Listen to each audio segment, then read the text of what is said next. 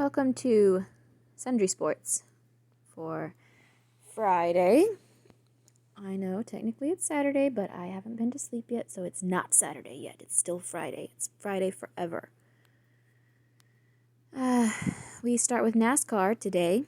Remainder of 2020 schedule announced. NASCAR announced the final installment of the 2020 schedule on Thursday, a 30-race stretch for all three national series that starts with the NASCAR Xfinity Series race on September 5th at Darlington Raceway and ends with the NASCAR Cup Series Championship race on November 8th at Phoenix Raceway. The 10-race schedule in the NASCAR Cup Series is something, so that's out, if anybody wants to go check that out. Choose rule added to majority of races starting at Michigan. NASCAR officials announced Thursday that all three national series will use a choose what? This sounds interesting. We'll use a choose rule for restarts except at road courses and the superspeedways of Daytona and Talladega. The procedure will be in place starting with Cup Series and Gander RV and our Outdoors Truck Series events. Blah, blah, blah. The rule was first used at the National Series level. The choose rule procedure, which had previously been limited to local and weekly racing competition, offers a strategy play that gives drivers the option to start on either the inside or outside lane in a double file restart. Okay. Well, what happens if both drivers that are next to each other both want to start on the inside or the outside? Drivers can opt for the preferred groove or make a bid for track position in the non-preferred lane. Okay, interesting. And back. Thank you. Starting lineup for Saturday's Michigan NASCAR Cup Series race. The starting lineup for Saturday's Firekeepers Casino 400 NASCAR Cup Series race. Blah, blah, blah. Michigan 101. TV times, key statistics, revised procedures, and more. NASCAR's Cup Series doubles up this weekend at Michigan International Speedway. Eric Jones will not return to Joe Gibbs Racing in 2021. Eric Jones will not return, blah, blah, blah, the team announced Thursday. Do they not like his performance, or is he moving on to bigger and better things, I wonder? I know it probably says if I click on it, but I'll never get through if I click on everything. Matt DiBenedetto's Michigan scheme to honor Ford's auto technicians. Matt DiBenedetto and the Wood Brothers team are headed to Michigan International Speedway in a car that honors Ford's auto technicians. Good for them. NASCAR announces new lineup formula to take effect with Daytona Road Course. NASCAR officials announced Thursday that starting lineups and pit stall selection will be different now.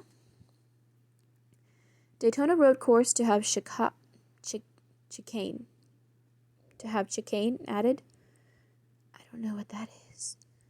Race lengths also announced. NASCAR officials announced Thursday afternoon several key competition components of the Daytona Road Course. All right, cool. Next, Dallas Cowboys newsletter. Quote, "That's all behind me. After missing 7 games last year with a neck injury, Leighton Vander Esch says, I'm back and better than I was in terms of strength since his January surgery. Awesome." Mailbag. A bold prediction for Tony Pollard? Maybe. Not sure how much chance he's really going to get with Elliott there. Facilities reconfigured. Views of the Star in Frisco inside Ford Center that demonstrates the different ways the club reconfigured facilities used by players, coaches, and football staff to abide by the NFL's COVID-19 health and safety protocols. I would love, for once, if I could just have one email. I mean, this even has only 3 things in it. Just one email that didn't mention the dreaded COVID. Wouldn't that be nice? Really? Wouldn't it? Next is Cowboys Wire. Tank Lawrence opts in. Cowboys COVID list stops at 3. The NFL, like the other recently restarted major sports, offered players an option to opt out should they not want to play in the upcoming season for health reasons. Thank goodness for DeMarcus Lawrence. Reggie Robinson, perfect fit as Cowboys secondary works to figure out identity. During the 2017 NFL Draft, the Dallas Cowboys double-dipped at the cornerback position, selecting Chidobe Awuzie and Jordan Lewis in the second and third rounds, respectively. And now we're thinking Reggie Robinson is a good fit. Elliott defiantly rejects idea Cowboys wide receiver trio will steal his touches. I read that headline yesterday. Amari Cooper this week set the bar awfully high for himself and his pass-catching cohorts in Dallas. If he, Michael Gallup, and rookie CeeDee Lamb all have 1,000-yard seasons, then there's worry that Ezekiel Elliott won't have his usual amount of touches and yards. But yeah, I'm with him. That doesn't have to be that way. The better the passing game is, the better the ground game can be. If we all work together, everybody can have 1,000 yards. Coaching turnover could attract turnover magnet Donovan Wilson to Cowboys rotation. When people talk about the Dallas Cowboys in the safety position, it's usually who can they bring in to pair with one of their starting something or others. Donovan Wilson. We would like a shit ton more turnovers. We don't get nearly enough. Cowboys Van Der Esch healed and ready for move to MLB on-field leader. What? News. How many Cowboys will make Hall of Fame? Gregory disgruntled. I would be too. The NFL is not telling him yes or no, as it says down here. He's stuck in limbo over reinstatement. COVID snitch hotline. Oh, great. There's going to be one for the NFL now? Awesome. That's super great. That's going to be super good for morale and team spirit and all that. Cowboys defensive end, yes, I just gotta reference that. So, Cowboys won't profit much, blah, blah, blah.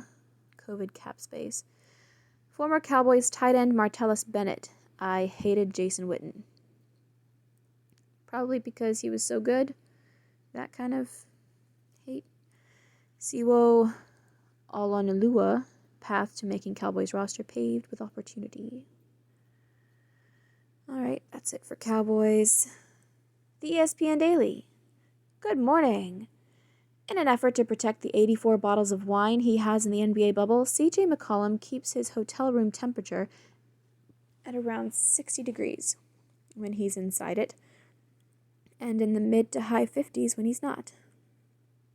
Cool. Sounds comfy. You can bundle up and get all cozy. As someone who regularly flexes how I sleep in the icy conditions of 68 degrees, I commend him for his efforts. That's cold, cold. Here's your ESPN Daily. Listen up. Pete Alonso, poking the polar bear. Mets first baseman Pete Alonso set the rookie record for home runs in 2019 and announced himself as New York's other young superstar alongside the Yankees' Aaron Judge. That's Judge. But before the polar bear took MLB by storm, he was the target of bullying as a child growing up in Tampa, Florida. Okay. Lots of people are.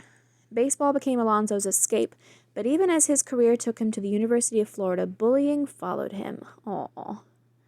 On today's episode of the ESPN Daily Podcast, ESPN baseball insider Buster Olney, who spent time with Alonso ahead of his E60 profile, which airs Sunday at 5 p.m. Eastern Time on ESPN, joins the show to discuss the struggles Alonso faced on his journey to MLB. Things to care about. 29 Mike Trout stories on his 29th birthday. Mike Trout is a phenom. That isn't up for debate. But when it comes to determining the most impressive thing he's ever done, it's much more open for interpretation.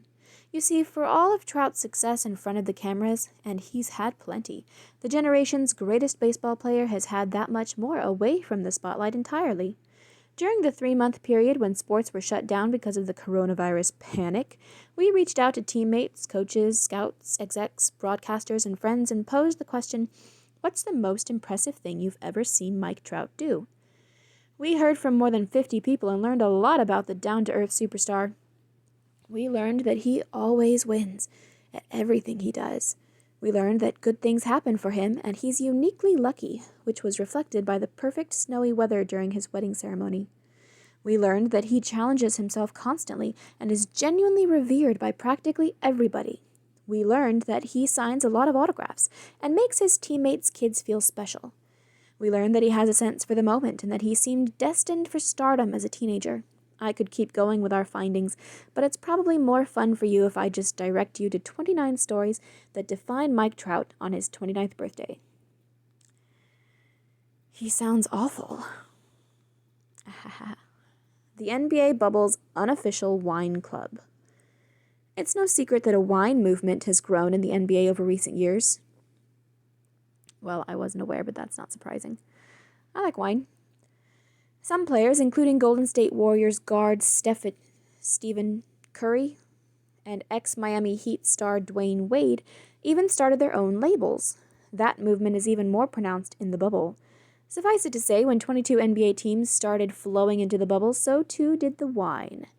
Being able to open a bottle at the end of the day and share a glass at a distance with teammates brings something beyond relaxation for players. As J.J. Redick explained, it provides an escape. Josh Hart echoed that sentiment, saying, it kind of gives you a kind of sense of, grounding and, normalcy, even during this uncomfortable time. While Hart, who had a wine fridge shipped to his hotel before he even arrived, and Redick were among the first to get high-end wine deliveries shipped to the bubble, they are far from alone in the endeavor. There is wine for players, for staffers, for reporters. There is wine from websites and wine brokers and wine shops and wine clubs and individual vineyards. C.J. McCollum, Carmelo Anthony, LeBron James, Jimmy Butler, P.J. Tucker, and other players have cases of additional wine on the way.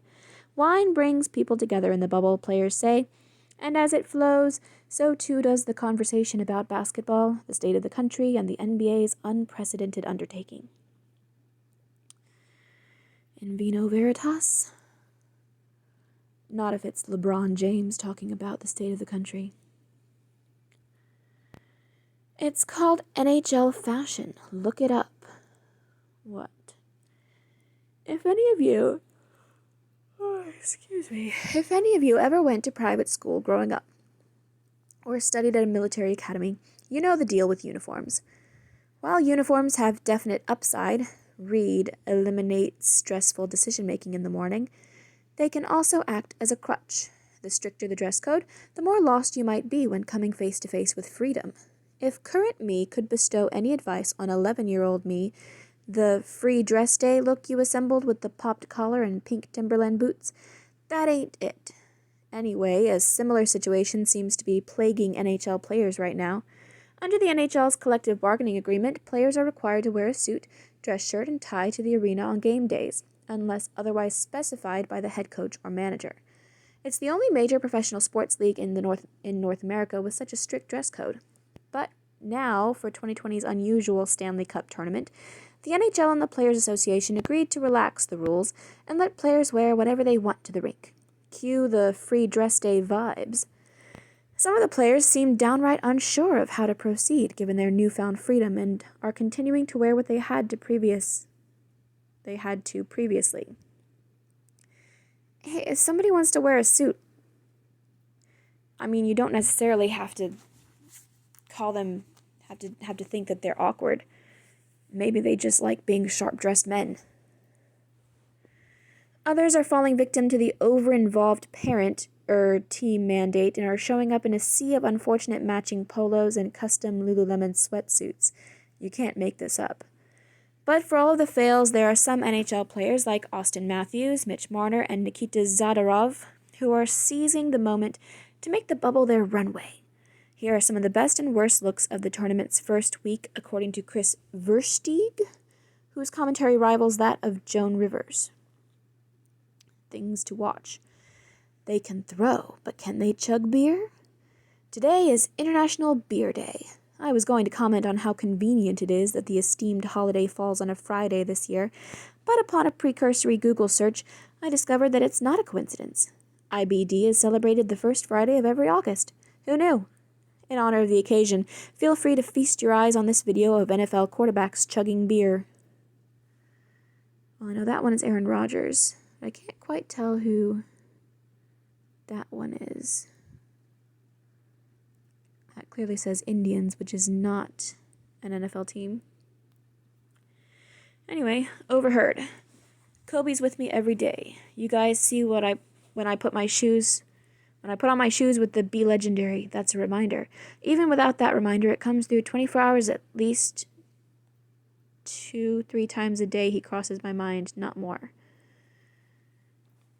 Some of these quotes they have are just really jumbled up and hard to understand sometimes. Devin Booker on Kobe Bryant's impact on him in the NBA bubble. Remember when? On this date in 2007, Barry Bonds made history by breaking Hank Aaron's home run record, clobbering his 756th off a pitch from Nationals pitcher Mike Bacsik. Bonds finished his career with 762, a record that doesn't seem likely to be broken for many years. What's on this weekend? There's Friday, which has already happened, so don't need to look at that. Saturday, bunch of stuff. Sunday, bunch of stuff. Until next time, remember, when it comes to chugging beer, I like to pretend I'm a Baker Mayfield, but in reality, I'm much more of an Aaron Rodgers. This has been your ESPN Daily for Friday, August 7th, 2020. Alrighty. I hate beer. Just gonna put that out there. I'm not a beer person. I've given plenty of tries. Nope, don't like it. Yahoo Sports, read and react. NFL expected to lose billions on ticket sales. Oh well. Don't take our football away. NFL COVID testing. I mean, if they did, they would lose even more money, so whatever. NFL COVID testing looking good so far. Very positive. College coaches preseason poll. Usual suspects at the top. Let's play the feud. Michigan's Jim Harbaugh versus Ohio State's Ryan Day. Who you got? Halfway through day 1 of the PGA, Zach Johnson was tied for first and tied for last at the same time. Wait, what? That sounds strange. The lead. No Better Bet by Jay Hart. Morning and happy Friday, especially if you're Zach Johnson. Or maybe not. See above. He has a giant trophy. Anyway, the PGA Championship has got it going on, and the surest bet in all sports is, so far, after Zach Johnson was tied. Okay, that's not Zach Johnson. That was a reference to this headline right here. Okay.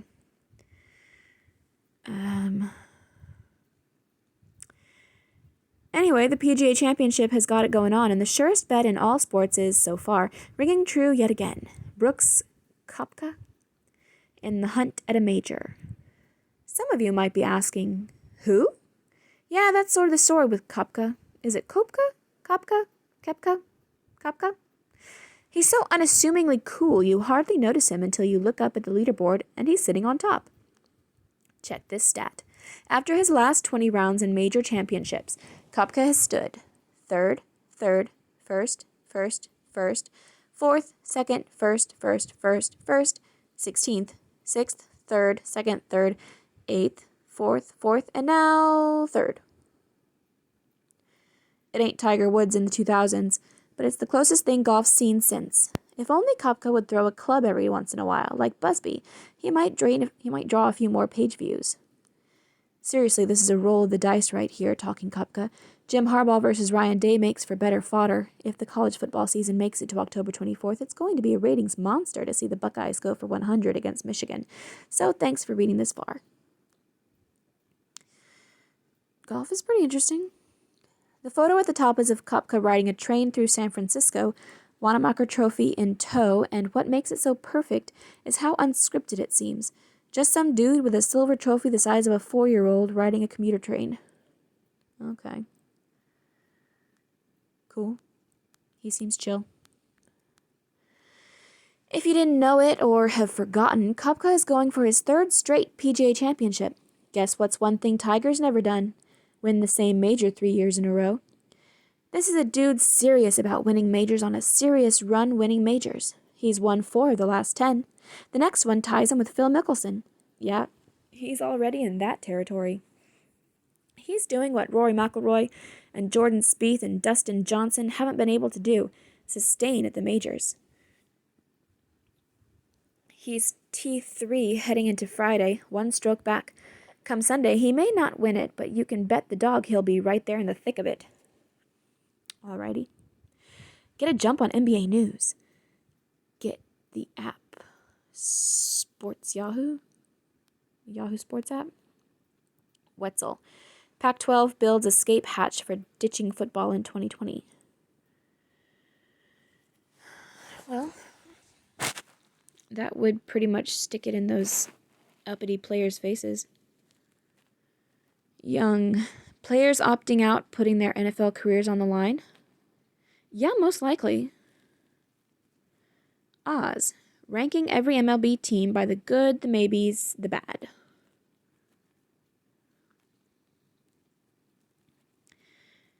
Snooker? Trust us, watch this video. It's the best 5 minutes you'll watch today. Here's a taste below.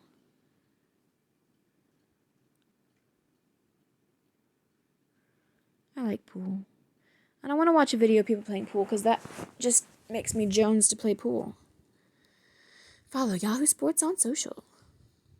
That's it for Sundry Sports. Thank you and good night.